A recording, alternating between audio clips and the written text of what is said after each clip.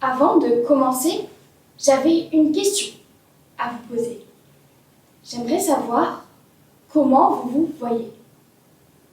Certains beaux gosses charismatiques, belles ou grosses, énigmatiques. Un mec capable avec des pecs, impeccable ou implacable.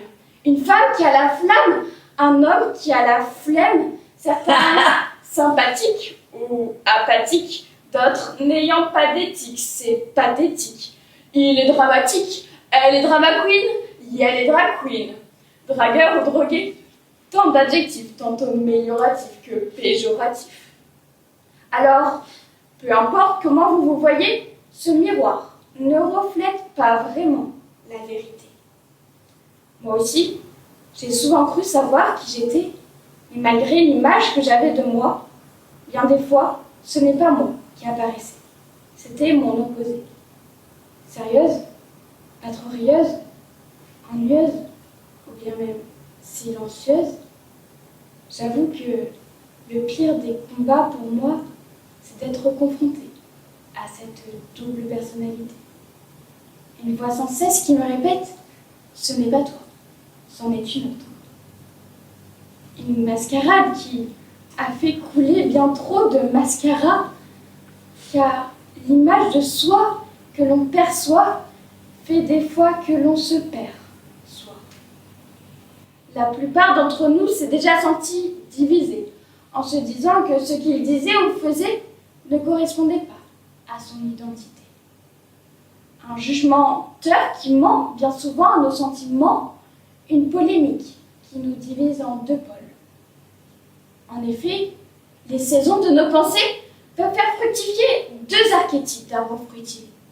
D'un côté, les terres de ceux qui se surestiment, qui s'arrosent à l'ego. De l'autre, ceux qui se sous-estiment, qui se laissent faucher avant même qu'ils n'aient poussé. Certains fertiles, d'autres fébriles. Beaucoup se sentent incontournés d'un contour né de leur récolte semée de manque d'estime. Mais la plupart se voient pousser des branches au-dessus des autres, semant l'ombre plutôt que le soleil, et bien souvent aveuglés, éblouis par leur propre vanité. Il est donc vrai que, si l'on pouvait se voir avec les yeux des autres, on disparaîtrait sur le champ, comme l'a si bien dit Louis. Alors non. Non, il n'est pas question d'agriculture, mais de culture.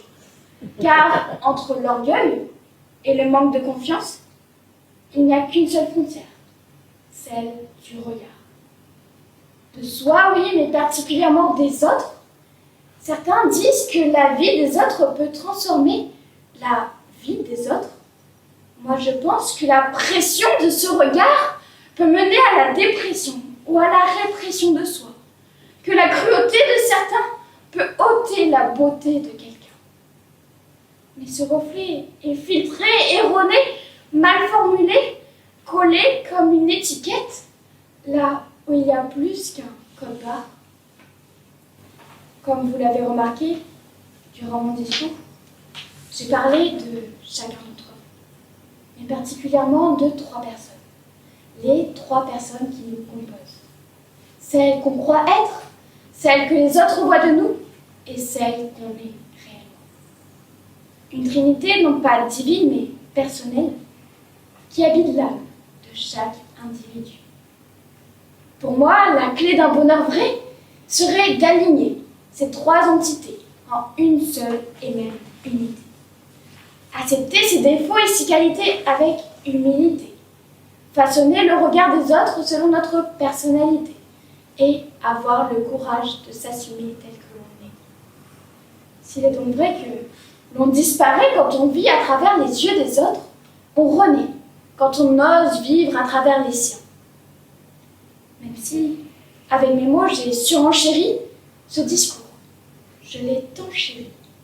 Tout ça pour vous dire que si aujourd'hui je me suis vue poète, c'est pour que vous aussi ne soyez pas des marionnettes, mais voyez-vous de manière honnête.